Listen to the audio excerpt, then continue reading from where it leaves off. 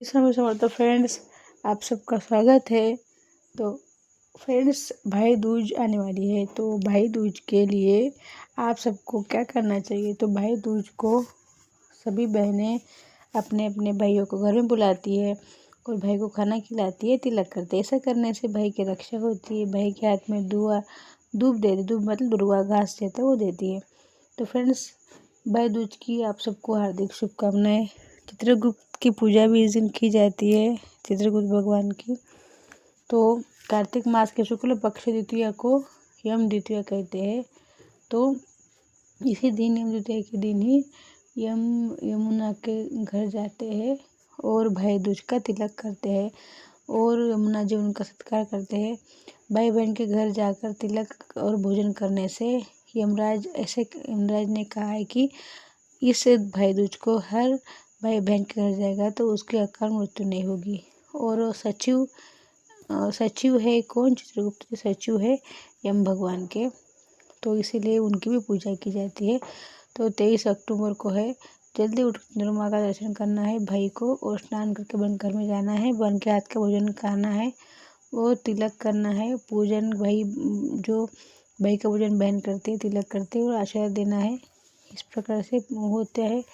तो इससे तमाम बाधा नष्ट होती है और भाई के हाथ में उसको दुर्वा घास देनी है, वो भाई संभाल के रखेगा पूरे साल। तो चित्रगुप्त जी की पूजा भी होती है। चित्रगुप्त के जन्म जो है वो ब्रह्मा जी के चित्त से हुआ, इसलिए इनको कर्म का हिसाब रखने के आशीर्वाद मिला है। तो इनकी कलम भी इतनी शक्तिशाली होती है, वाणी विद्या बुद्धि सब देने वाली होती है। तो इस दिन पूजा में पूरे दिशा में इनका बजट पर इनकी मूर्ति या तस्वीर रखी जाती है, फोटो भी चलता है और पूजा की जाती है। उनको एक कलम रख दी जाती है और सामने गणेश जी होते हैं।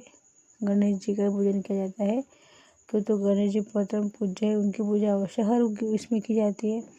साथ में ये कलम भाई दूज की जो कलम रखी जाती है चित्रगुप्त के लिए, वो संभाल के रखी जाती है। तो दोनों हाथों मैंने आपको बताया, दोनों को भाई को जैसे हम रक्षा के लिए ध्रुव देते हैं, इस तरह प्रकार से चित्रगुप्त जी को कलम देना पड़ता है, फिर वो कलम हम संभाल कर रखते हैं।